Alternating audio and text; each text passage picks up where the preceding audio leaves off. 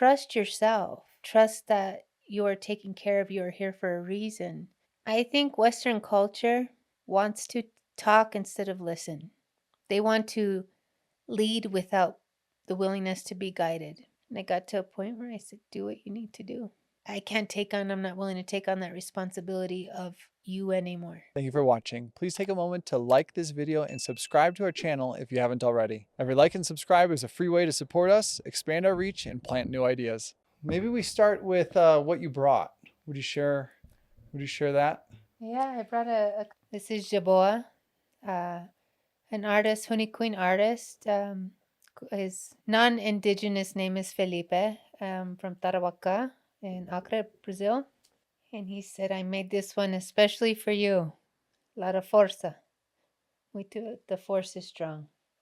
Very honored to take this with me into my teacher's village, and not only myself serve amongst the family, but also Yawa Banet to bless it with the family there. And also, his cousins were able to serve out of this. So it got passed around in the community there to be able to serve each other through this. So I'm very honored when people work with this. It carries their breath, and so it helps bring their prayer also along this. It's beautiful, though, Jaboa.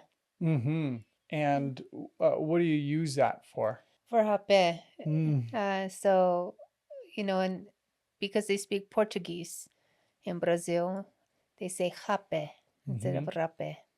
So everything's with the H. I'm learning the language myself, from not speaking any to being able to fully communicate, but as best I can. So hape, and yeah, I believe that it's an honor that was bestowed on me in ceremony to offer this. My teacher, Yawa Bane, he would watch me and he would ask me to serve him here and in the forest as well. The first time I actually served hape, come to think of it, was when I first went to Brazil, and my teacher was on the campaign trail, but his brother and his wife and their two youngest children took care of me for about a week, and he's the hape shaman. My teacher, Yawa, primarily works with Nishipa, with the vine. But his brother, who's the hape shaman, Paje, we say Paje, asked me to serve him. For the first ever I served anybody was his brother, and I was like, okay. And it was a bamboo stick, probably about 32 inches long, about an inch thick, and he asked me to serve him hape. So, and it blew him back. He like blew back like this with his hands up, and I was like, "Are you okay?" I didn't know what, but he trusted me. So that was a beautiful experience for my first time ever serving hape. And hape is a powdered tobacco mixed with the ash of different types of plants. Yes, it's the tobacco. Usually we get it in 4-foot rolls, and it's mixed with the ash from the cook of Nishipa. So then they mix it. So some are natural with no additional leaves, just tobacco and the ash from the mulatero. But some are, they do add, different plants for different effects, for different needs, the medicine. The pages are different, depends too on who they are and what they put into it, their prayer as well. The intensity of it and stuff like that as well. And how is it traditionally used? How do the indigenous relate to hape, and how do they pray with it? It's a tool.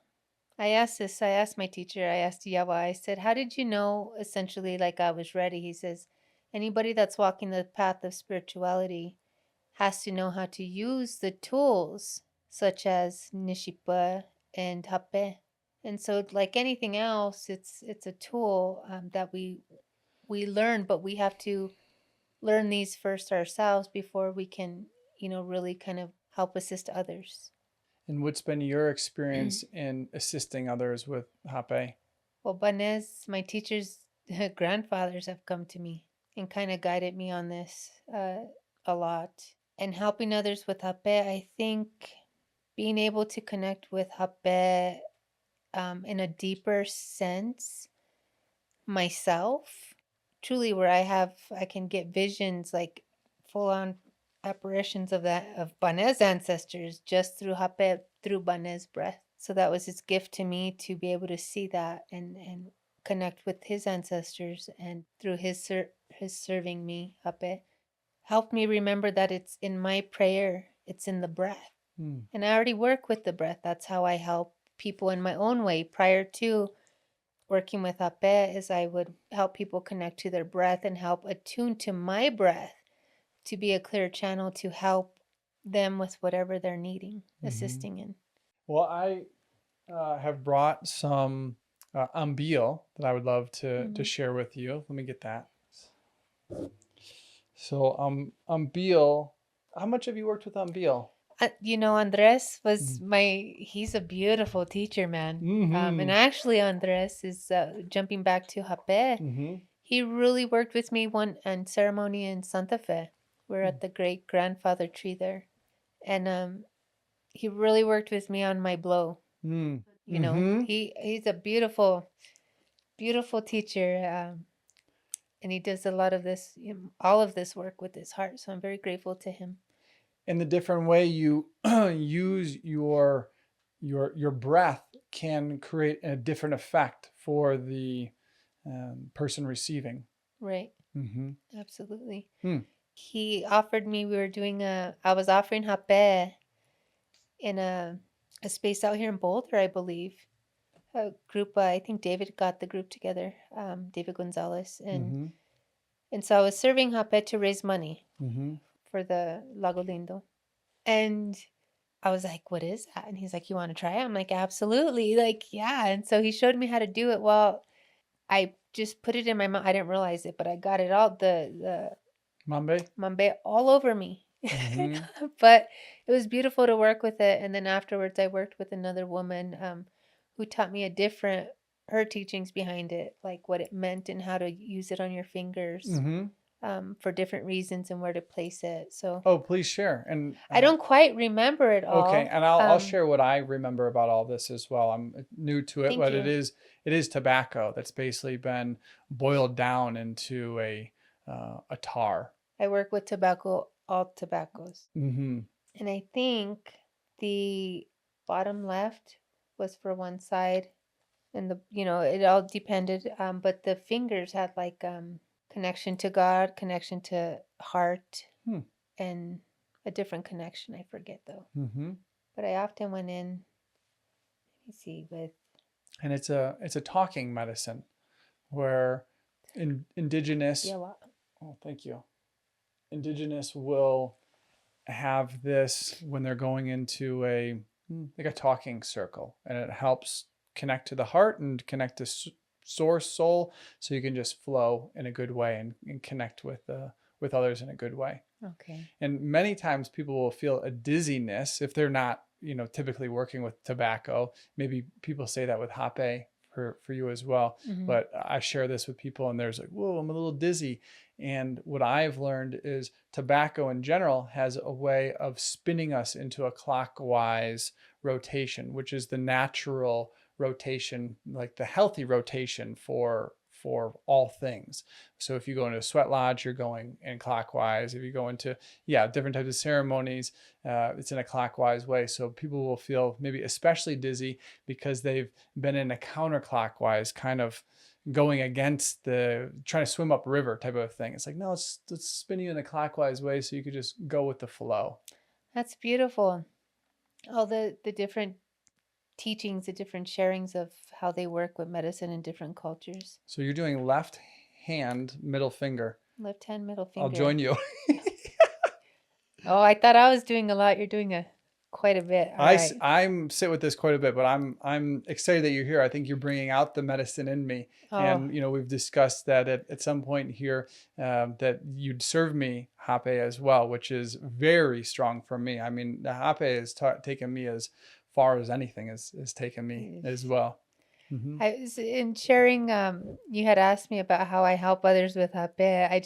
I'll tell you a quick story in that. We had a Hape circle with Banet in downtown Denver, and about 30 people showed up, newbies to this world. They sat in prayer with us, and one by one, my teacher was serving them, and one by one, the first person he served was out of commission. They started, Been there. yeah, Purging. totally, Like blacked out purging. Like, I'm like, this totally. is too strong. This is too strong. And I remember at one point I looked at him, and he was just very proud of himself. Yeah.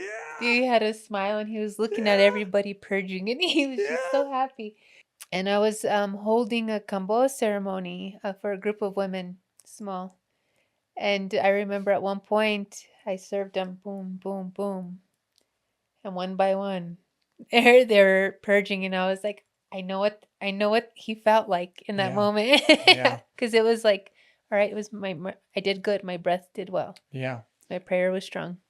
And it did good. It did well in what kind of a way? Why are you like, all right, the people really feeling it, you're happy with that? That my prayer was strong. Mm-hmm. Because I always, when I serve ape, I say, let this help them in whatever way they need. Mm-hmm. That is my prayer. I don't put my own intentions on people, anything like that. It's just however they need to receive this, let them receive it. And what is the purge? Because we'll talk about, possibly some other medicines, and all of them can lead you to a purge. And there's a Western mindset of around these sacred medicines that purging is bad. I don't want to sit in these ways because I heard there's purging, and we associate it with being sick. Well, purging comes in different forms.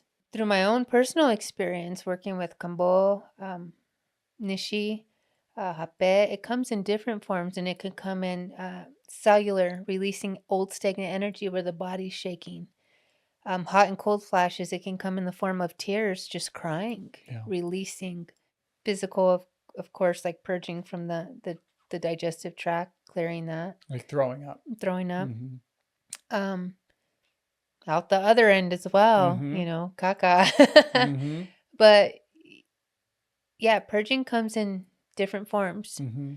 And I think that's one thing people can be open to, is not everything is going to be as intense. Some people just need to cry. Mm-hmm. These medicines are working on the heart, and or to laugh. Yeah, or to So laugh. I've seen people laugh Completely, uncontrollably. yeah. For sure. Laughing, just dancing. Or cry. And I've cried from a place, most frequently I'll cry from a place of gratitude and appreciation. Less so about, from a place of sadness, but just overwhelming gratitude. Yeah. Mm-hmm. Yeah. I feel that. I work daily with Ape, also with Nishi and Microdose to help me. Is that something we're referring to as sacred vine, or I'm not? Sacred vine, yeah. Mm-hmm. Nishi, Hunikuin call it Nishpa. Mm-hmm. Their language is Hanchakui. Mm-hmm. I can't say that I've been a student of this a long time, but I remember, and the medicine remembers me, and I know my path here is to be of service. Mm-hmm. And how I do that is, in from my heart and in truth, and showing up and listening. In other news, because of GMOs, monocropping, and soil depletion, Americans are not getting enough nutrients. That's why in 2018, I founded B Micro, the first freeze-dried microgreens company in the US to help Americans get more natural nutrition in their diets. Microgreens are a phase in the plant's life, and they're just 14 days old and naturally the most concentrated in vitamins, minerals, and unique antioxidants. Our microgreens are all grown here in the US and certified USDA organic and regenerative organic. We grow, wash, and freeze-dry them to extend their shelf life from 1 week fresh to over 1 year, allowing us to ship anywhere in the US without the worry of spoilage. We have 2 flavors: broccoli, backed by over 2,000 studies on sulforaphane for its powerful detox benefits, and a blend of broccoli, radish, and red cabbage, our most powerful detox formula that we've tested, giving you the most bang for your buck. Easily sneak these into any meal: eggs, pizza, pasta, or even your kids' mac and cheese. We have whole leaf, powder, and capsule options, so you can choose the way that works best for you. Use code PLANT15 to save at bmicro.farm. And I look forward to getting into your story of where you've been of so much service there. It's been out of balance at some times, where you've just given and found your way to asking for help and for receiving. And that's been one of your, that's one of the things that you're working on. It's been a big lesson. I think I've embodied it fairly well. Mm-hmm. Now I don't have a problem asking for help. And Nice. I just say, I need help. We need help. Yeah. And it's important because that is a huge part of what some people, what Western ways would say, the ego, Mm-hmm. is being able to say, I need support, I need help, in whichever way that comes through. Yeah, for me, it's part ego. I could do it myself, but even more so, I grew up in a very conservative Christian home, and it was modeled to me through, the Bible. Like Jesus gave a pound of flesh. Jesus died and never asked of anything. He only gave. He gave his life. So that's what was really modeled to me. It was like this is. I pray to Jesus today. I don't go to that. I go to the Forest is my church, but that was. I wonder how much of that's in our society, that sacrificial lamb from these different, secular religious upbringings. Well, I have to watch my mouth on some things because I'm pretty loose, and I channel my mother. Oh, okay. But I will channel my uncle Fred and share something he shared with me before he passed. My great uncle was my mentor, and when I opened up my second salon, he sat in my chair and he says, "Oh, oh, honey, ojita, I feel for you. That bleeding heart."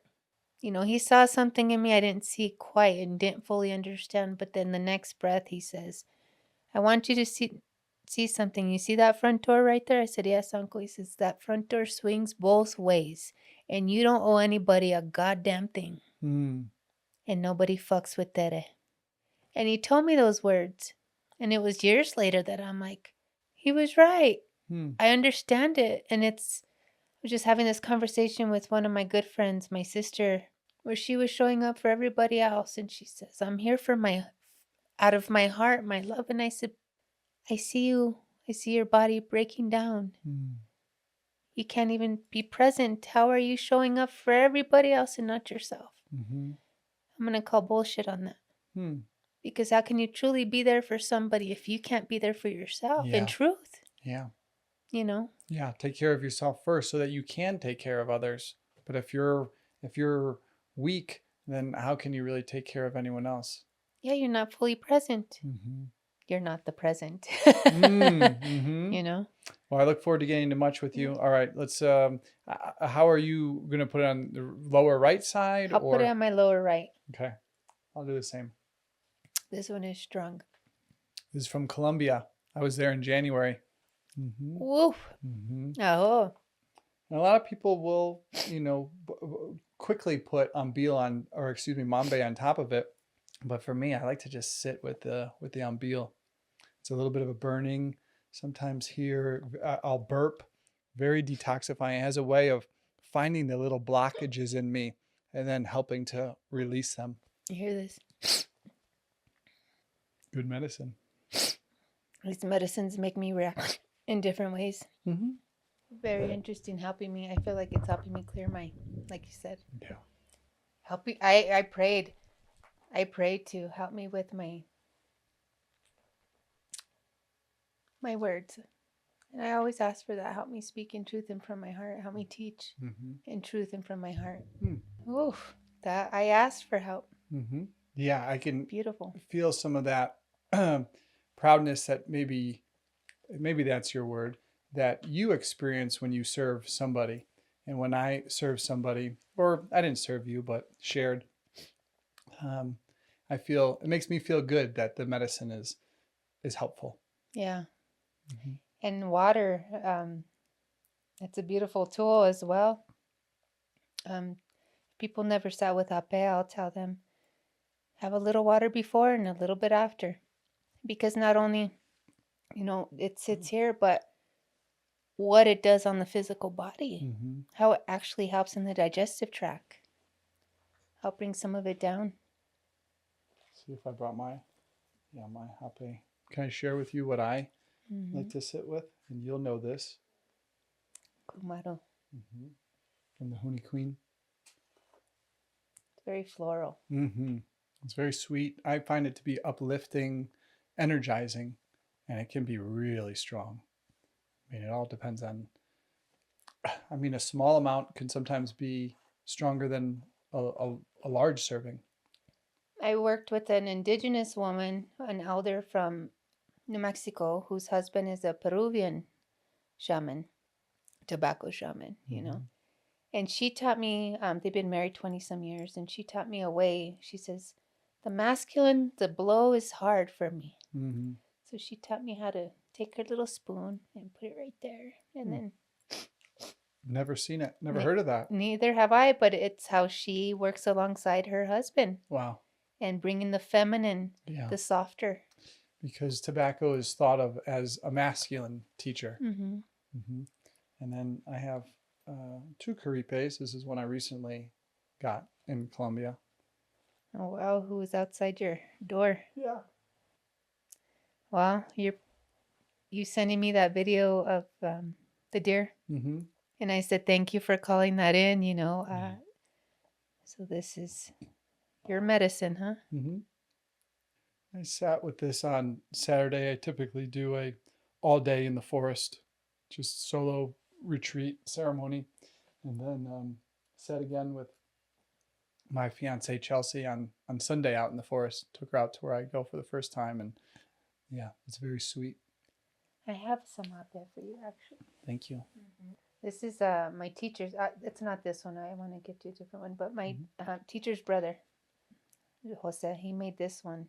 This is Komaru as well. I like that it's labeled Magico. Well, we didn't know what he made. Oh. Okay, at first, Yeah. because he gave it to Bonnet to bring to us, and we didn't know what he had made. Mm-hmm. And this, when he served us in ceremony, it took everybody out. Mm-hmm. Visions, everybody was gone. And so we were like, what is it? And we just named it Magico. Yeah. We didn't know what it was. And then he told us later. Mm-hmm. It was Komaru. And do you know what else is in Kumaru? I don't know exactly what. To be honest, I'm Mhm. not a student of that. Yeah. And I know it all depends on the paje. Ah. The paje and what they put into it with their prayer. A little bit of this, a little bit of that kind of thing, you know. But this is cacao. Edmundo, he's a Huniquin, and he lives in Rio Branco, but goes back and forth to the forest. And he makes beautiful medicina, Mm-hmm. beautiful hape. And I love to support him as well when we go. And so this one is cacao. Thank you. You're welcome. Cacao. Cacao. So there's cacao in this? I think so. And Mhm. it specifically, this one's for the heart. Thank you. Yeah. Yeah, that's how cacao is. That's how I think of cacao. Yeah. Very heart opening. And then I also wanted to, as a thank you for Wow. bring you both of these. Wow. Thank you. You're welcome. Would you tell me about this one? So this is for self-administering. Yes. Where yours is for, how would you describe it? Administering.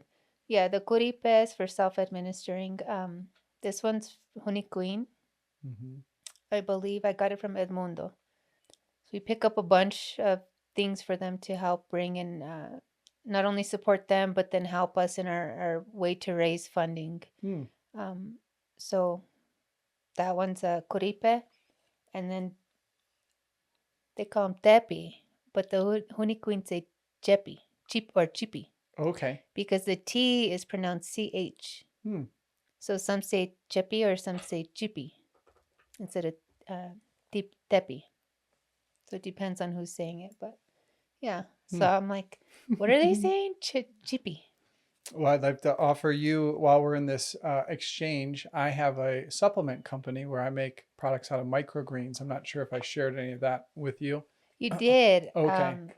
And I'm very curious about that because I believe in that work through personal experience, just what microgreens, microdosing greens can do in different, not necessarily the way you make it, but I know what it can do for the body.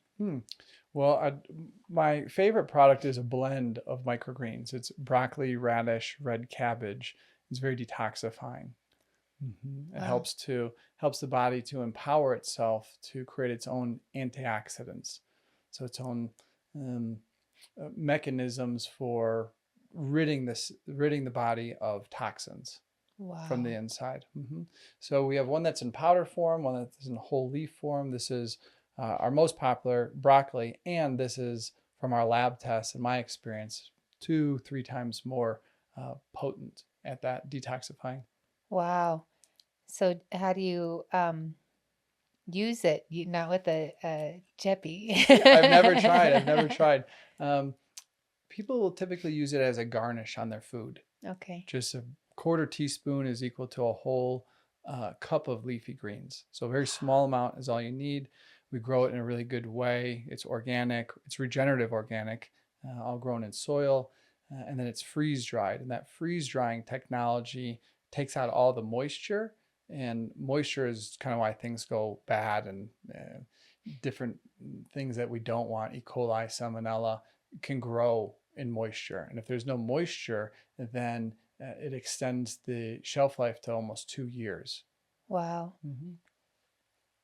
I'm a believer. I know what these plants can do for the body, truly. Not just the prayer, but just the actual, for,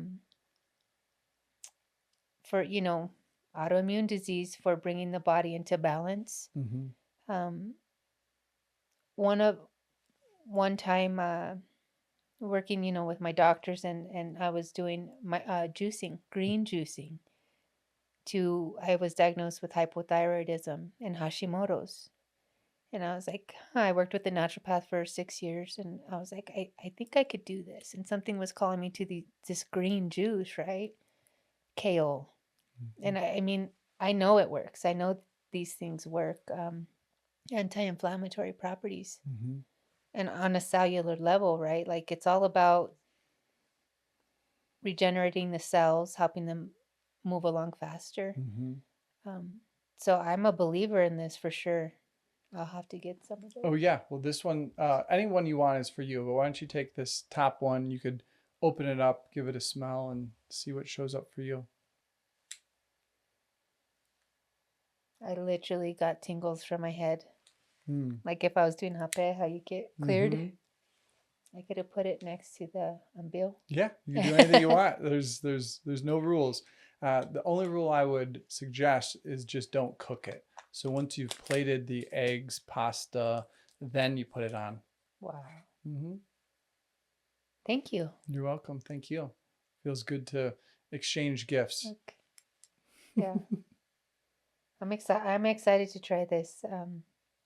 I'm on the path of healing, man. Truly, like my physical body, and to help me along this way, I'm open to anything. I'll try anything to see what works, and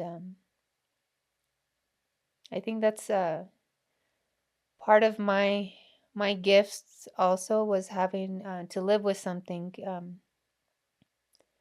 like this and be super sensitive to things, so I can really hone in on what's working, what doesn't work, and kind of see what my response is, so that way I can help share that with others. You know what I mean? Yeah. Well, take us back a little bit, because your story, as I understand it, is you have been an entrepreneur for a long time. You just shared how you had 2 salons at one point, and you've always been in this way of caring for people, even in kind of end of life, caring for both your grandmothers? Both my grandmothers and my uncle. Yeah. Share a little bit of your story before you came to this medicine work, please. And thank you so much for the push, because I had put a lot of my words down, but I never had the push, right? Like to bring it all together. Just, my mom has always told me that I was a little bit different. I was a thumb sucker since coming out. I would till I was 8 years old, and I would just observe everything and absorb everything. And that was also part of my gift. It was being able to read my surroundings, read energy, read people, not say anything, just process everything. So I was always watching. They teased me. I'd suck my thumb and I was watching everyone. I'd get pissed off if they sang me happy birthday. I didn't like any attention on me. But yeah, then just animals would come to me when I was little. I would take in all the strays. I would always help animals. And my mom would always tell me, go outside, Hita. Go outside and put your hands on the earth. You have to touch the earth. It's very important you touch the earth, you know. And as I got a little bit bigger, I would ask her these things like, Mom, how do you know all these things? And she says, because I would ask my grandma. My grandma would teach me. My grandma, Lucia, she was a midwife and she was a nurse. And you know, in those days, she was born in 1912. That was the same year New Mexico became a state in Watros, New Mexico. And her mother, Ines, were Tewa. So she would tell the story of my great great grandmother making bread on the floor, you know, on the stove inside the house, the whatever they used to cook. And so thinking of like, wow, my great grandmother Lucia, she was a nurse, she was a midwife, she taught these things. They didn't have schooling back then. This was all passed down, you know, and passed down teachings. And my mom took it upon herself to learn some ways. And a lot of those ways were actually in pateria. So as people were passing. So my grandma taught my mom to prepare people in passing, which my mom then taught me how to prepare my great grandma when she was passing. I was a young girl, 12 years old. And then again as an adult, preparing my grandma, my mom's mom. And I mean preparing, getting the body ready before death, getting the hair ready, pink curls, getting their nails done, preparing the skin, the bath, everything, getting them ready. And then my mom would literally help their bodies release the spirit. She'd open up a window. She says it has to go somewhere. The spirit has to leave. And then, yeah, it came to my great uncle, who was one of my mentors, Uncle Fred. And he passed. And the nurse had says, how do you know how to do this? Are you a nurse? I said, no, it's just in me. My mom trained me. My mom taught me these ways. And different things. We would call that curanderismo, but it's just our tradition, you know, making ointments, things like that to help. So it was just a part of the tradition, part of the culture. But if we had to put words to it, I say curanderismo or curandera. And always, you know, being afraid of the dark because I would see things when I was a little girl. I would always see things, so I'd sleep with my sister, who was a year and a half older. She was a bedwetter, but I didn't care. I was afraid of the dark, and I needed somebody, and so I would end up getting peed on. But yeah, just always having that awareness of, you know, being in. I guess part of this was trying to find balance with the dark and the light, that dance, and also the feminine and masculine part. So, you know, that masculine part helped me be assertive and get stuff done, make stuff happen, do all this stuff. Well, now, since walking a different path, second part of my life is learning to be in my feminine and wearing the dress. And that's a big part of what Brazil and the Huni Queen have also helped me to embody, being around that culture and that region, being comfortable in my own body, and showing up differently to allow things to come to me instead of having to go after it, make it happen. It's like, no, just sit now. Wear the dress, let it come to you, using that intuition in a different way. And what is intuition to you? It's the call, it's the trust. It's trusting what you already know. It's not a belief, it's a knowing to me. And the best way I could describe that is when you're talking to somebody and you say something and they get the chills, that's absolute truth. That is your energy field saying, hey, listen here, you know. So intuition to me is truth. It's knowing. And truth is love. Were you always connected to your intuition? Yes, Is that intuition a voice from within? Is it our own soul speaking to us? it is. It's the remembering. It's I I remember knowing things, being a little girl, um, going to church with my mom and saying, little girl, like 5, and seeing Jesus on the cross. First of all, the name never resonated too. I'm like, that guy, that's not real. And she says, oh honey, you have to know that there was a man. And I said, maybe, and that took me on a whole journey, even up to 29 years old, trying to figure this out when my sister was diagnosed with stage 4 non-Hodgkin's lymphoma. She was only 29. I was 27. Wow. Here I was with my second business and a 3-year-old, and I'm like, what's going on? So I went to the church, and I was like, I'm seeking, and this Deacon Craig, I'll never forget him. He told me something very important. He says, you know, I don't believe in everything that this religion has to teach, but this is the religion I choose to follow. And I was like, that makes sense. I could appreciate that honesty. So I tried walking that path for a little bit just to see my connection. But over the years, I remembered really my connection with Source, where I come from, who I am, why I'm here. And meeting my teacher had just made this path, and not just my teacher, but the others, more clear. And I remember just saying, when everything was taken from me through divine uh, divine law, because I wasn't listening, and I just complete surrender, and I said, all right, I'm ready to listen. Tell me what to do, and I'll do it again, because I have it's been bestowed on me, I should say, in many ways, to be able to help people with understanding past lives, with how they need to work through certain things in this lifetime from different lifetimes, because it's all connected. Well, that's a whole other story in itself, channeling and stuff like that. Where was I going with this? Well, you keep referencing remembering. What does remembering mean to you? I would say in Western culture, it's like, oh, I need to learn this.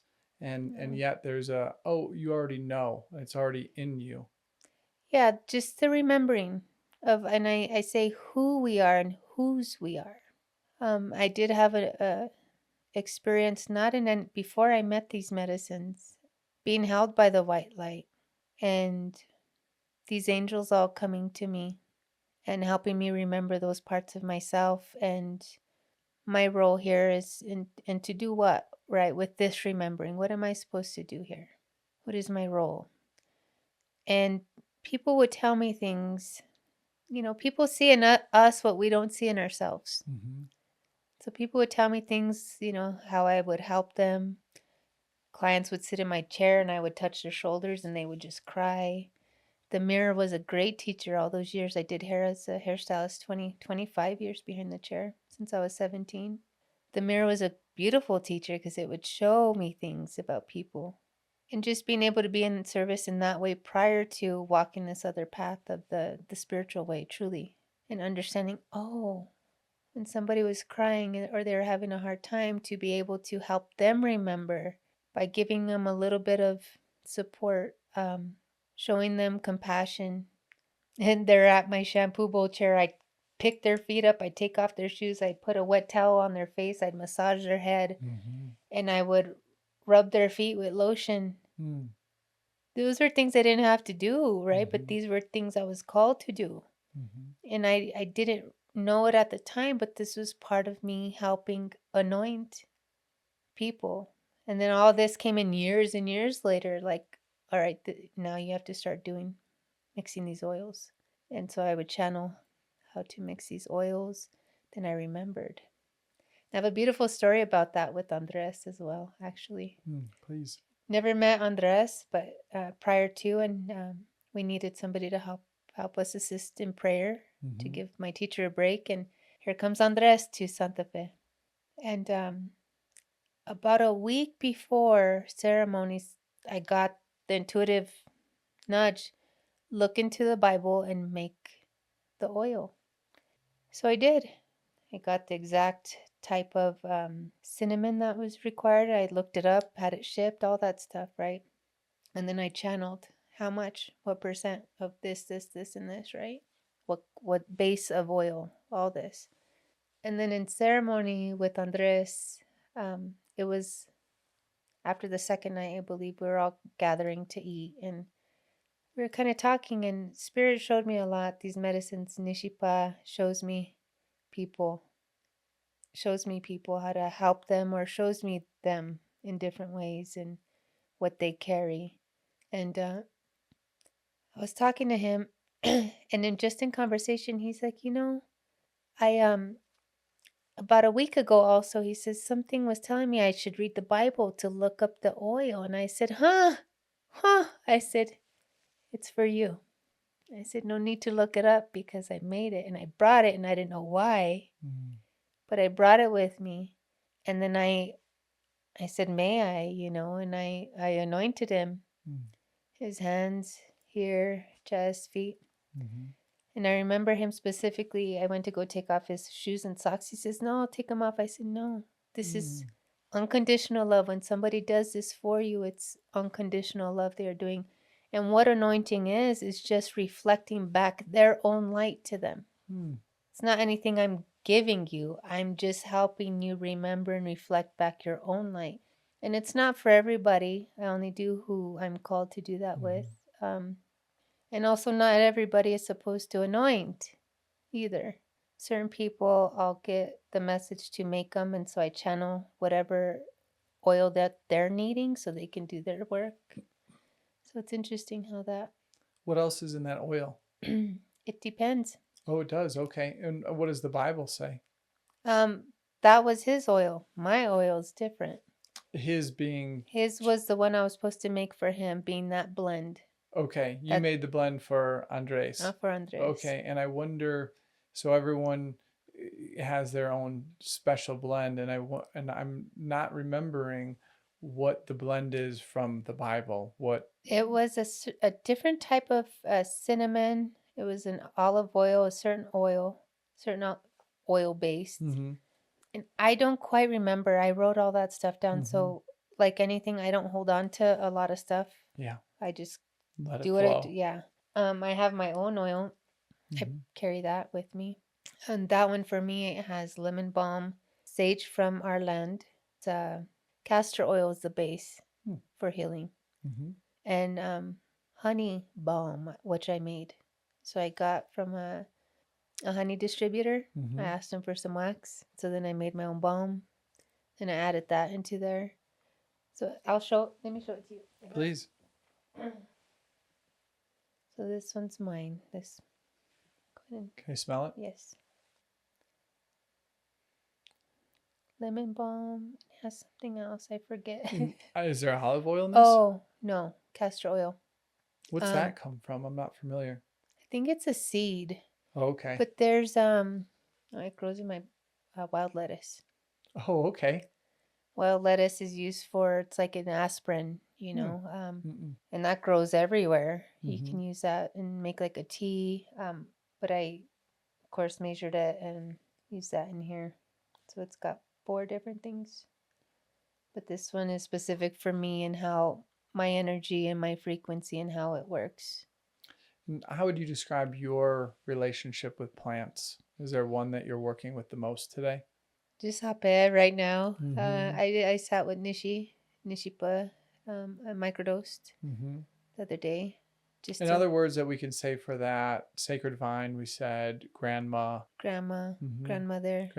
Nishipa, Sacred Vine, yes. So I did work microdose with that medicina. And I think just to clarify I just feel called to clarify this for the listeners. we're just talking about our own experiences, not recommending anybody to do anything. And if Right. you are called to learn more, yeah, please learn more. And you have a website where you educate and can share more in these ways too. Is that right? Yes. I do my own work, and I don't necessarily call it work. It's those that are called to me. They come. So people who are called to me usually find me. Mm-hmm. So those are the ones. I've been called teacher, so I take that as a great responsibility and honor as well. I didn't name myself these things, you know. But yeah, I have a true self-healing transformation is my my thing, my private work that how I help people. And then This podcast is brought to you by B Micro, organic freeze-dried microgreens for easy everyday nutrition. Sprinkle them on any meal and enjoy the benefits. Shop now at bmicro.farm and use PLANT15 to save 15% off your next order. should I talk about the organization? It's a great idea. Medicine of Many Tribes is something that came about meeting my teacher and sitting in ceremony. You know, growing up, I think with my mom and dad, my mom specifically in the Chicano movement here in Denver, and moving us from Denver when I was 5 years old to New Mexico for us to learn our culture was very important to her. And really learning about our indigenous side, right? There's a lot of us, we're mixed, we're Heinz 57, but reconnecting with our indigenous selves. We didn't grow up on the res, but we are, right? Apache and Tewa. Mm. That is in me. So is the Spanish and the Portuguese, Mm-hmm. right? From the conquistadors, which is a beautiful blend there in New Mexico. But there's still a lot of separation there. I remember growing up and, you know, people would say, oh, I'm Spaniard, or, you know, I myself carry Irish because my dad is Kavanagh, Mm. but carries the name. But the lineage, he's stronger in his indigenous blood and the Spanish blood, but he carried the name, Mm. right? And so not fully belonging or being claimed by the indigenous because we didn't grow up on the res, but carrying these traditions like our red chili, for instance, that is something that is passed down through the women and how it is made. And so, how Medicine of Many Tribes came about was I was given the message years ago prior to ever meeting this Nishipa sacred vine, Yawabane, my teacher. Part of my purpose is to help with the reconnectivity of the indigenous people. Specifically, that came from Archangel Michael. And I didn't know it at the time what that meant. And then I met I had one of my ancestors, we get into that. One of my ancestors gave me the medicine of sit in one of these ceremonies. And within 2 weeks, I was in one of these ceremonies where I met Yawa up here past Boulder. Very significant breakthrough, healing breakthrough, where I went in the medicine, I went through all the symptoms of MS flare up while in ceremony, overheating, shaking cold. And MS is something that you live with today. I still live with it. I'm in remission. Mm-hmm. I'm in remission. And I've been in remission since that ceremony. And did this come from the time where you were almost bedridden for a month? Shortly after that, yes. Yeah, I was bedridden because I was going through it. A young driver drove through the front of my shop. Again, I was not listening. I had the message 5 years prior to sell my business, but I was in my ego, bleeding heart, caring for everybody, Mm-hmm. making sure everybody else was taken care of. Meanwhile, I was laying outside daily on the concrete because I was living in pain. My back, Wow. MS affects your brain and your spine Through the nervous system? through the nervous system. Mm-hmm. So we go into the correlation of sucking my thumb, and absorbing everything. Watching, you know, not knowing, not being taught how to release this. And it took a frequency, and it took a prayer and a certain teacher to help me work through that and truly break that. So yeah, prior to being bedridden, I lost everything. My shop, the stress of that put me into a MS flare up where I did my ability to walk. I had to start using a cane. My speech, it affected my left side. My speech, my feminine side, was always my weaker side. My vision, my ability to think clearly, to hold conversation. All I could do was sit with myself in bed for over a month while everything burnt off around me. And it also showed me people. Those people I thought I was taking care of for so long, they didn't call to truly check on me. They always called to make sure that they were okay. Their security was okay. And I got to a point where I said, do what you need to do. I can't take on, I'm not willing to take on that responsibility of you anymore. Yeah, I have no more to give right now. Everything's gone. Yeah. Everything's gone. So rehab, I still do weekly PT, chiropractic work. And then I, walking with the cane, getting my balance right, to sitting in ceremony, and having the medicine really show me that it wasn't in the music. It wasn't in, the outside music. It's, although it's beautiful. Oh my gosh. And it's Beautiful, medicine. powerful. It was in the prayer. Mm. And that's something I don't think that can be mimicked. I really don't, from what I know to be true. I think we all carry our own dons, our own gifts, our own medicine. And even myself, I would not be able to do that because it's not in me. It's not in my lineage. It's not in my tongue. It's not in my language. And it was the prayer. It was just him praying over me. And everyone else, 25, 30 people were there. I don't remember how many, but they were there and they witnessed all this. And it was just him. But it was, I had to ask for help. My grandmother came through and said, ask for help now. Very stern. And I said, I need help now. Mind you, I peed on myself, all that. And it was so beautiful. He stood over me and he prayed, stood up with his rattle, and it was in his frequency. It was in his prayer. And then I'd go, boom, go back into the medicine. And I envisioned myself coming back up as a hawk and taking a big deep breath. And I'd look at him and he knew he wasn't done yet. He, boom, sent me back into prayer. And that happened probably about 5 or 6 times. Where I was coming up for air, catch my breath, take a big deep breath, turn into this big hawk, boom, back into medicine. And finally, I was working through it, couldn't feel my legs, I was overheating, and I came up and I looked at him and I said, I am done. I'm done. And I said it with conviction, man. It was done. And he looked at me and he goes, and walked away. I was like, and where then the fireworks? yeah, Where's the parade? he did his thing. Yeah. And so then here I come into boss mode, right? I'm like, people are like, what do you need? And I was like, you're asking, I need this, I need my clothes, I need my mat picked up. I started telling people, being bossy. You're practicing. Yeah, totally.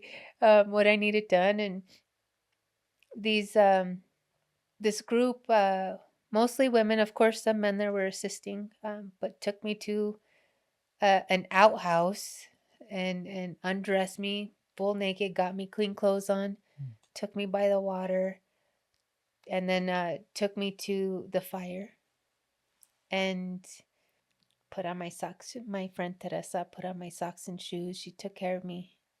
And it was at the fire that I was able to then use my dons and help be a channel for one of my friends who needed assistance. He says, I need help with my words. But the medicine showed me his words. When he would talk to me in medicine, it would come out in rainbows. And I'm like, do you know what you just did for me in there? He needed help with his words. And I'm like, do you know what you carry in you? And it was beautiful because then I was able to hold him and help him work through something significant. And just how this helps us all work in community to help each other heal. help ourselves heal simultaneously, help the ancestors, and not knowing at that time, but the next day, but not knowing, I talked about this land and I needed to get land because I already knew. I said, I need to get land. There's something that has to be done. But there was 5 or 6 people there in that one ceremony that would all come to service and be part of this co-creation and stewardship of medicine of many tribes. They didn't know it at the time either, right? So like my role is to share the vision, tell the story, and then bring other people in on it. And they're like, how do I want to help, you know? And so it's like, sure, I need it. How do you want to help? Inspired action. And so leading in a different way, using all those years of management, leadership, ownership, how to create something through vision and bring it into fruition, but sharing that vision with others. And here's the beautiful part is when years ago when I said, I will do this, but I don't want to do it alone. Send me the help. Here comes the help. What rule of the universe did you uncover through that? Maybe something around reciprocity, or what did you then know was true after that experience? Well, what was shared with me, not just by 1 or 2, but like 4 or 5 people that were in that ceremony after a couple weeks, when we all said our intentions, and mine was, I said out loud, was to teach in truth and from my heart. I didn't know when they came to me at different points, meeting points, and they said, I wanted to learn, I wanted to know what my path was or what my purpose was. They were asking the same question, and it all came to be of service to others, service to self. How do we come together to help each other?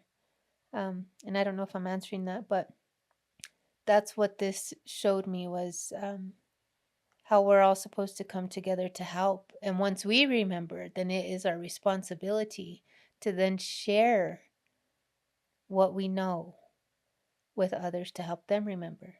That's our service to humanity. Yeah, we're all guiding each other. Guiding each other home, yeah. How do you think about reciprocity now? In Western culture, we have this kind of extraction, consumerism mindset where it's like take, take, take. And yet, in Indigenous culture, they've shared with me that there has to be a win-win. There has to be, to receive the full benefit or medicine, there has to be a contract, and a contract is where one person gives something and another person gives something. We both have to give to be able to receive the full blessing, the full medicine. And yes, that comes in reciprocity. A woman from Nepal taught me something. She said that her teacher said, whenever you give out these prayers, these medicines from you, energetically, your energy to somebody, and you want your prayer to work, you have to replace it. It doesn't always have to be in the form of money, it could be in the form of food. However, you consume. So she says, do you have grapes? I said, yes. She says, eat those grapes because you're putting that energy back into your vessel, into your body to replenish the prayer that you just gave out. And you want that prayer to work, so you have to replenish yourself. You have to make yourself whole. And I'm, when it comes to this, specifically with appropriating and reciprocity, those two go hand in hand, pretty close, and not giving back in truth. Just because you go down and pay an amount of money to go and sit in ceremonies, what you're paying for, which is you're getting the experience, but then learning the music, and not really staying fully. And you're going down to learn the dietas. You can get the chana, the blessing of the bird, or but what are you doing afterwards? How are you giving back afterwards? Do you have these relations? Do you call them? Do you check in on them? Ask how their mother is? How are their kids? How are they doing? Or is it just when you want something? Yeah. Is it just for the dieta? So then you can come back and share this beautiful music that you've learned. You know, and my teacher, he says everybody wants to be a shaman or a page. It's used real loosely. And he says, I'm not page. He says, Nishipa is the page. I'm Yawabane. Translate those words. Page is what some people would call shaman, a teacher.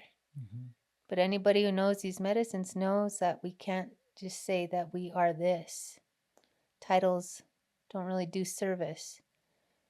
And for him to say that in such a humbling and who he is, because the medicine shows me people and I see who he is and I know where he comes from.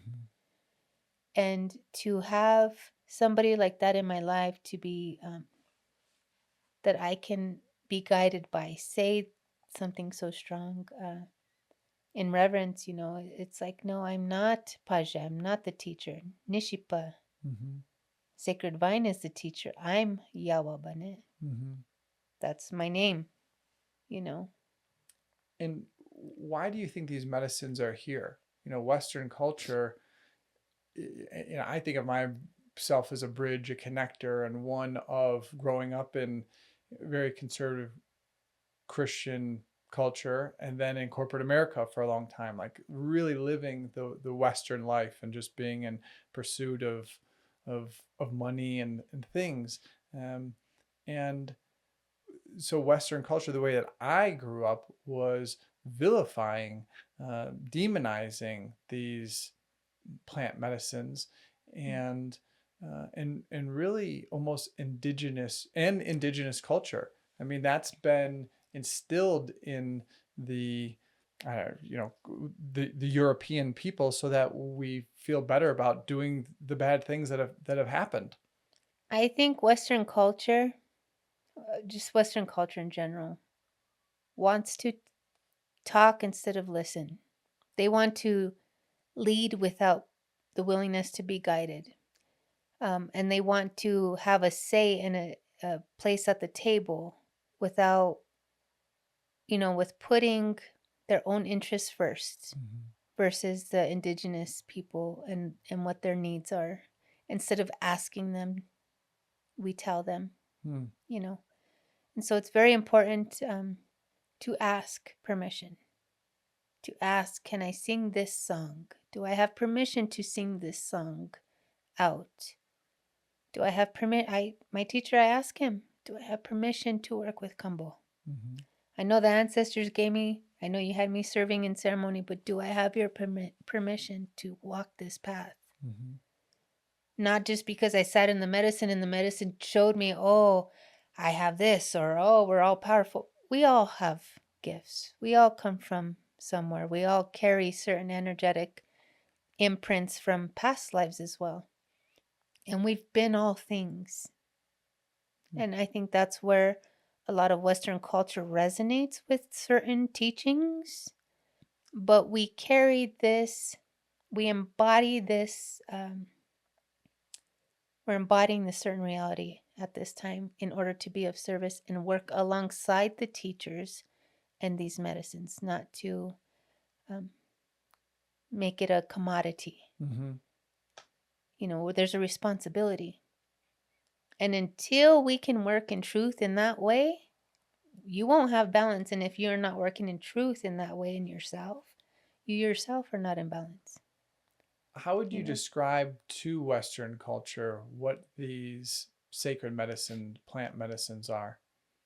Again, I don't know all medicines because I don't work with a lot. I'm only called to work with Nishipa. People have told me to try other things, and I think I will when I get the opportunity. But right now, this is my path, and the stubbornness in me is like, hey, let's. That's the masculine. It's like, all right, it's clear, right? The feminine is like, let's open it up. Let's dance a little bit. But with plant medicines, it's an invitation. It's an invitation. And I think that's what Western culture is missing, is just because you can doesn't mean you should. You have to be an invited guest. Mm. And it's an honor and a privilege, and they should be held in reverence. Not just the medicines, but the medicine keepers, the holy men and women that do this work, that were entrusted by their tribes, by their ancestors to carry forward this sacred calling. It's not easy work. It's not, it's lifelong work. Since they were children, they're chosen.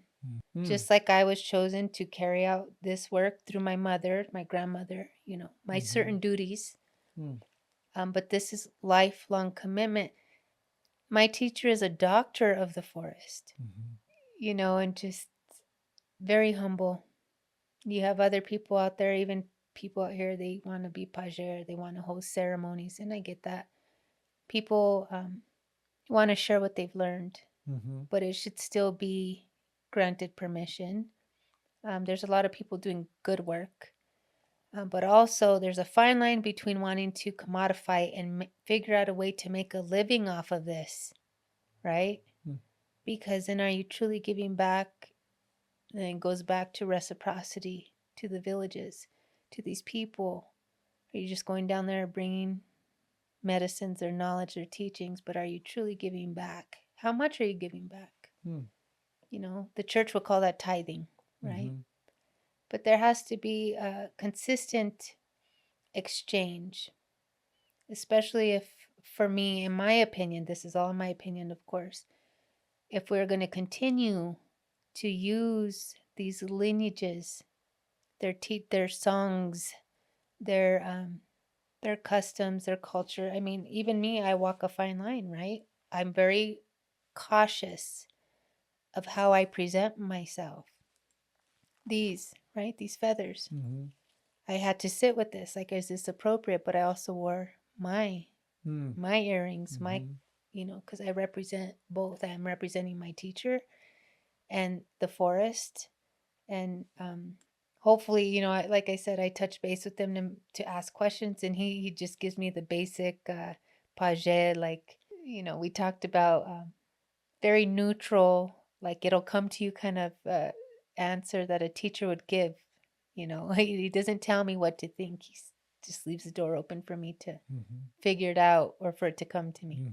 That's a good teacher. Oh, he's beautiful. Let self-discovery. I just can't say enough good things. But I also acknowledge the pain, the traumas that the Indigenous have gone through, because I've seen it. Not only in my own state, but also within myself, right? What I carry. But there too, it's like people are just taking from them. They're just taking from them. Yeah. I don't know. I don't know how I'm supposed to use my voice. Sometimes it doesn't always come out in the best language. I'm not educated in the Western way. I mean, I got my GED at 17 because I was doing drugs and cocaine.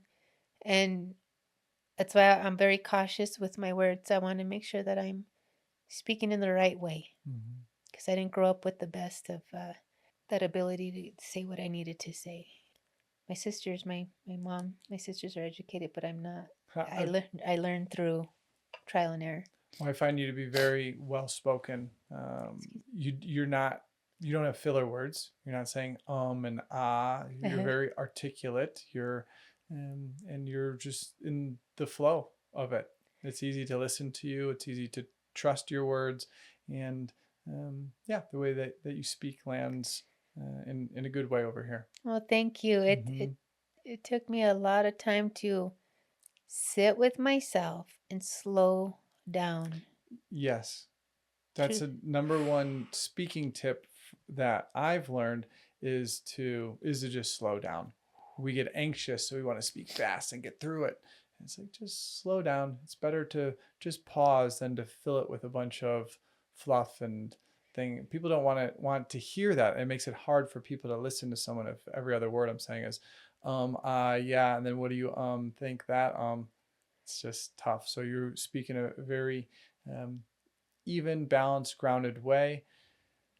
I, saw you getting emotional about how the indigenous have been treated, and I wonder if you're willing to go there a little bit more and share, because I think we don't really know the pains in these different ways. Well, from what I've seen, especially coming back here, but also being there in Acre, I mean, I'm going to say at the Church of Santo Daime, for Mm-hmm. instance. Strong out there in Brazil. Hmm. Strong. Oof. But where I go in Acre, there's a lot of indigenous people too, a lot of mixed people as well. Excuse me, in the Church of Santo Daime, that's a Sacred Vine Yeah, Grandmother Church, grandmother church based in Brazil, based in Brazil. with some locations or some Hmm.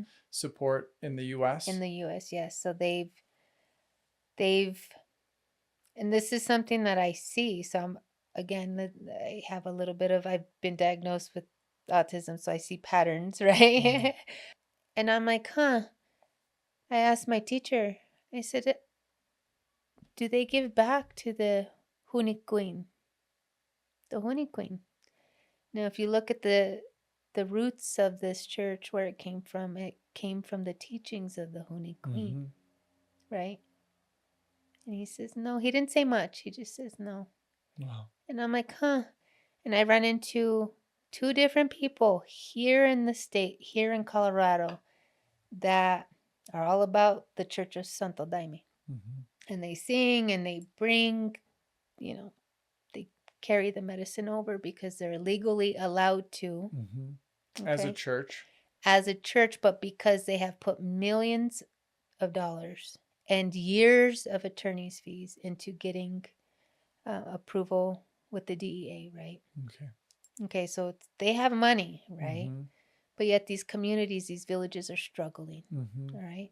Where it all originates from. Right. They've extracted in some ways, the songs, the prayer, the medicine. The teachings. Yeah. And when I asked one of these people, was like, oh, I'm Santa Daime, right? And I was like, oh, okay. I was like, and this is actually in our what a Hape circle I was invited to as a guest. She was singing beautiful, and she's like, yeah, part of Santa Daime, very proud of it. Mm-hmm. But she says, I'm speaking the language, the Huni Queen language. And I'm like, it's called Anchakui. So being able to educate somebody based on my knowledge of working closely with the Huni Queen and the families um, is like, how are you teaching this in truth if you don't know the foundation of where it came from? And I know things are blended. And I want to, John Davidson, I went to visit and hear him speak. He's been a retired attorney in this psychedelic space, knows a lot of the attorneys in this space. He sent me a message, and in there he says, in the Andean view, is that the differences which are complementary can create a third way, which is the foundation of creation. So my teacher hasn't specifically said what is or what isn't the right way. But from what I've seen, even somebody who's been a longtime student of his, over 12 years, is still extraction, not taking people down. For me, it's the medicine is one component of it. The healing is the forest, as The spirits of the forest. Yeah. the the people. Yeah. Seeing how these communities, the dance between the husband and the wife, and how they talk to their children, Mm. how they talk. I wasn't raised like that. I was raised with the heavy hand, Mm. and to see this different healing, how I was healed, is such a beautiful teaching. Mm. You don't need to sit with these plant medicines to be able to understand that, to feel that, to learn that a different way. And where can these plant medicines take us when done in a good way? What is possible? What have you shared some of your experience, and maybe what have you seen, or heard through story? of what's possible through these plant medicines? I think people have different work that needs to be done here on this earth. Some need to be up there to do the work. Some need to be down here in the earth to do the work. Mm-hmm. And I do think that people need to share their experiences more openly. A lot of people, Western ways, have taught that people to hold everything in until you figure it out. Well, that's what these pages and these shamans are here for. And traditionally, right, in ways, these medicines were done through just the holy men and women, through the pages and the shamans. They would consume the medicine. They would get the messages on how to help somebody who had an ailment or who was dealing with some mental thing. They were the ones, they were carrying it, right? Yeah. So I think for people seeking healing Mm-hmm. is to also find the right way Mm-hmm. to make sure that it's the right teachers, not just any, what do they call it, Tom, Nick, or Harry out there that's Mm-hmm. serving these Some medicines. Instagram Yeah. influencer that is kind of talking the talk, or someone that's maybe called to learning more. What might be a step that they could take to learning more about what you're sharing, and what might they look for in a good teacher, container, community opportunity? Well, what they can look for is really, I think, recommendation. Mm-hmm. Of course, yo Andres refers his taita. I'm out because I've worked with Bane. I'm always gonna, through my own lived experiences, through healing, personal healing, physical healing, what I know can be done. I'll share my testimony in ways, my story, um, but just really what feels right. Trust yourself. Mm-hmm. In any of these medicines, in any medium that you would go to, any curandera, any person you go to for help, trust yourself. Trust that you are taken care of. You are here for a reason. We all carry a certain frequency, and you can only meet these medicines. They'll meet you where you Mm-hmm. need to be, Mm-hmm. and they'll call you. Mm-hmm.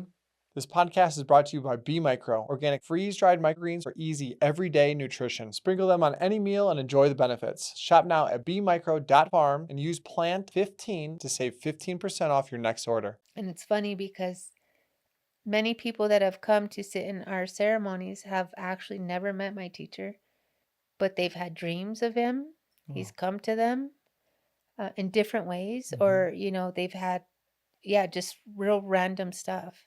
It's weird how these things work. Not even in the medicine though. For instance, I've had somebody on TikTok message, two people actually reach out to me in different ways, but one guy says, "I don't know you, but I know you. I remember you. I need help." So people find you. That's what Mm-hmm. I say. You don't need to go out and say, "Oh, I'm this, I'm that. I do this, I do." Promote yourself. Those who are for you will find you. Mm-hmm. And I know this to be true. And do you feel that we have to meet God, the universe, halfway? That this isn't going to just happen if we sit on our couch. We have to go and put our voice out there. We have to go interact with the world. Yes. We can't just, well, I mean, we can, but we can just sit in prayer, and prayer is very powerful. And I believe God wants us to take action and meet Him halfway. Yes. You have to take the steps. There's a story that says, this guy says, "I want to win the lottery. God, let me win the lottery. Let me win the lottery. Please, God." And God says, "But you have to buy the ticket." Mm-hmm. So yeah, you do have to show up, have an open heart, trust your own journey. Again, these medicines come in different forms. Going to Brazil, getting off the plane, not knowing Portuguese. I just was like, "I'm going." And Bunny's like, "All right, I'm busy, but you can come." He was on the campaign trail. What does that mean, the campaign He trail? was in representing the tribes, Oh, the wow. indigenous people. Yeah. Okay. So In like a political way. yes, Wow. his family comes from a strong line. of leaders there. I was like, okay, so like getting off the plane and just trusting what Archangel Michael says. He's like, you will be taken care of, you will be guided. I get off the plane, walk outside. This guy walks right up to me, and turns out he's been my consistent contact. He took care of me. He helped guide, made sure I got to and from the regional flights on time. If I needed anything, food, and he has a transportation company there now, right? Like, so, and if he can't be there for me or one of the people in my group, he sends somebody else, and I trust them. I don't ask, I trust. So, like, you know, the medicine works in different ways, shows you how to trust, even when you don't know. And you touched on leadership a little bit there. Having spent as much time as you have with such strong leaders, I'm learning. What would you say is the trait of a good leader? Well, we touched on that a little bit. Giving just enough to let the person figure it out, but still guide. And I don't know, I think that's, each person is so different. My leadership is different from Banez. The way I teach is different from his, different ways. We just have different ways about us and how we help people. And I think that's the beautiful part of this, is because everybody that I know, you included, we all lead in our own way. And so how do we come together, and not in our ego, but truly from our heart center, to come together and help expand something for the greater good? You know what I mean? And allowing the asking for help. Hey, this person does this really freaking well. I don't know, enough humbleness to say I don't know everything, but this person is great. Let's ask him, or let's ask her. That is strong leadership. And just see what happens. Yeah, because we don't know it all, and we can't do it all ourselves. It's not feasible to do everything yourself. We're not meant to. We're not meant to. We're meant to be teams. In community. In true community, that's also something, the Huni Queen, I've never seen that until I was there and seen how community truly works. And the Huni Queen translates to the true people. To see, really, when nobody has money, but they have gas. We're on the river with no gas. So somebody who barely has any gas gives you their gas. And then down the way, they die. So somebody else comes through and gives them gas. Like food, just how they help each other. Like trading. I have majoka. You have bananas. Let's trade. And it's like, wow. To see how this works. And like, going with Yawa, I went on the campaign trail with him for 4 days or 5 days, which was intense because we went to, I don't know, 8 to 10 different villages over days, and losing motors and having to run barefoot through different villages, asking for water, getting fed eggs. I mean, whatever they had to share with us. And just being embraced by everybody. They know why you're there. And it's weird. I want to touch on this too, because something, growing up in New Mexico, if you don't look like us, the dark hair, dark eyes, we would call you güero. I have a cousin, Sonia, who's green eyes, light brown hair. We call her güera. Like, that's kind of fucked up. I mean, it's a bit like discriminatory, we'd say it translates like a translates. gringo. Yes, but güero. And that's just in our culture, in our tradition, how what the words, it's almost a term of endearment in a way, in a backwards way, right? In a real backwards way. But going to Brazil, being called a gringo, a gringa, I was like, I'm not a gringa, but if you don't speak Portuguese, you're a gringo. I was like, what? So like getting it in a different way, but I'm open to it. So yeah, that's where I'm at with that. I'm going to bring us into a little bit of a rapid fire where I'll just kind of question and answer. Healing isn't becoming someone new. It's remembering who you've always been. What did you have to remember? my connection to God, to Creator. You owned 2 salons and spent 25 years behind the chair. What did the chair teach you about people? That people are people no matter status, ethnicity, or anything like that. That people are people Hmm. across everything.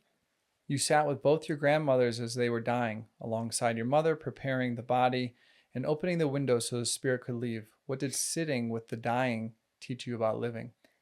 That even in death, they're giving us the gift of life. Before the sacred vine entered your life, what was happening in your body, your spirit, and your life? I was lost, trying to find my way home. I was broken. In your first ceremony with the sacred vine, you heard very clearly, ask for help now.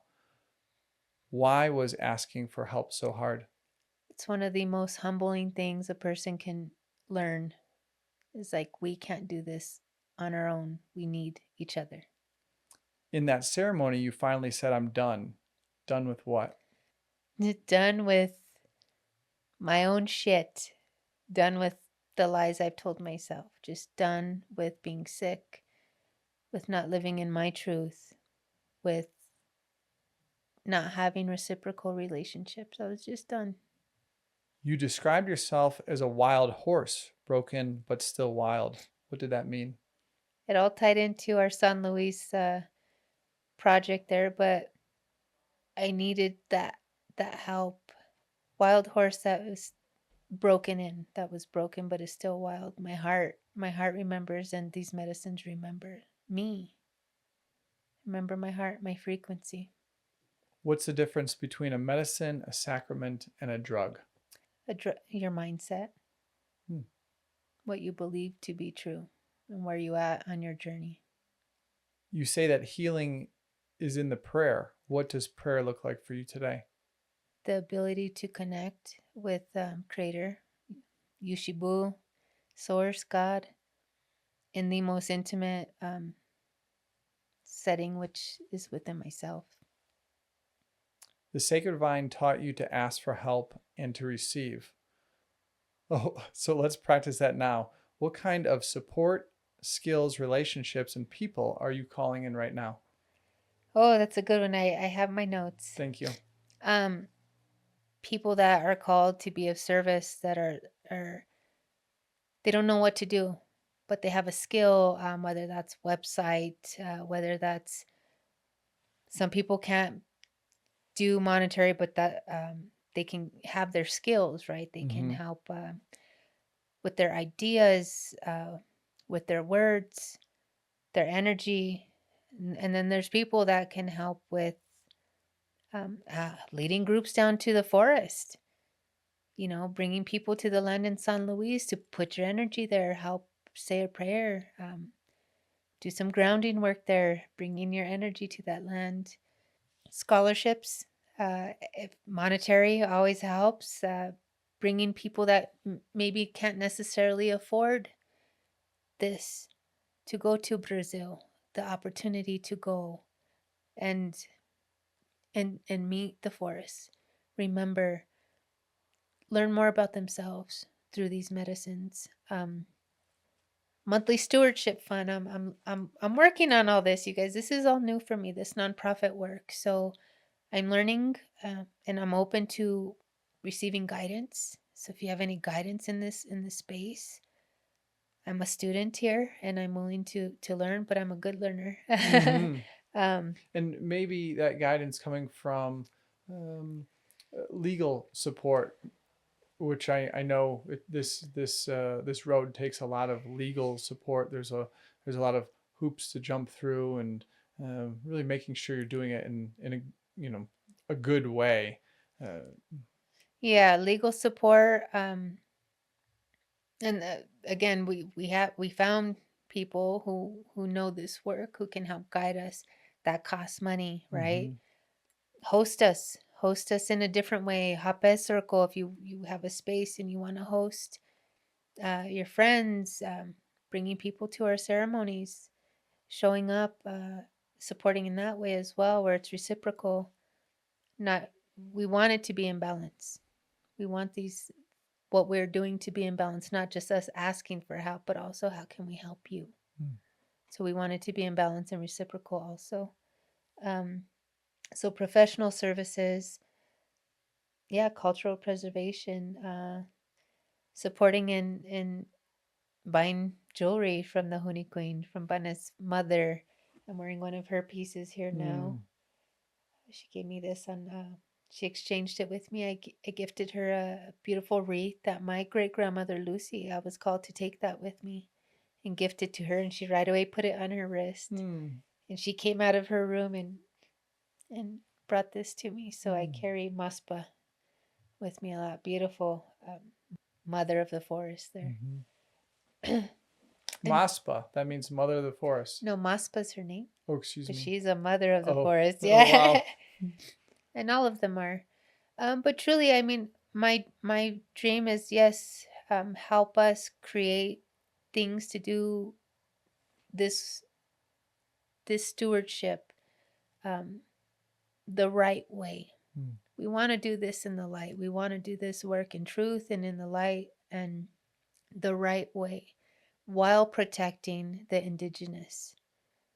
One of my, well, when my teacher came at one point before he was my teacher, he was coming through and had his feathers and sacred items, his chipi, all that taken through customs.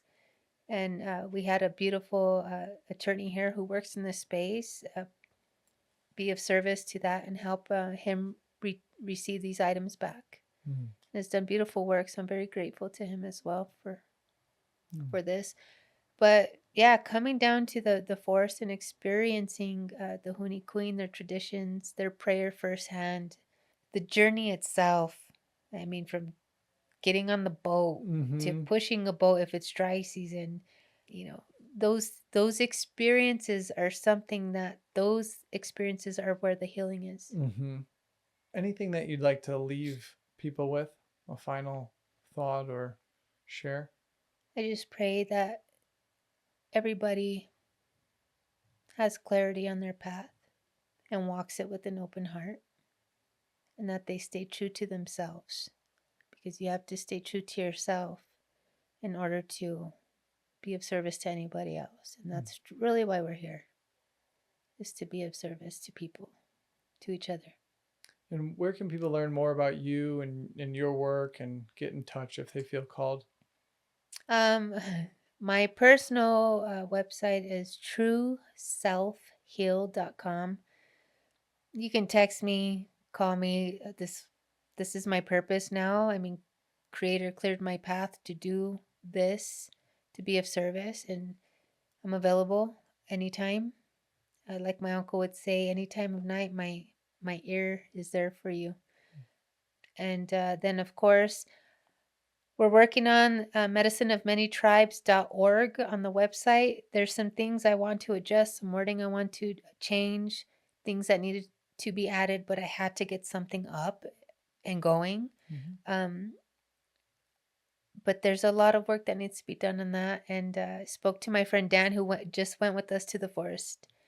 He's a writer for Big Pharma. And I was like, Dan, great. I'm headed out right now to do a podcast. And he was giving me some good words of advice. And one thing he had me remember, he says, I just remember telling you that I wanted to experience an authentic ceremony, authentic prayer. I didn't want to go to a retreat.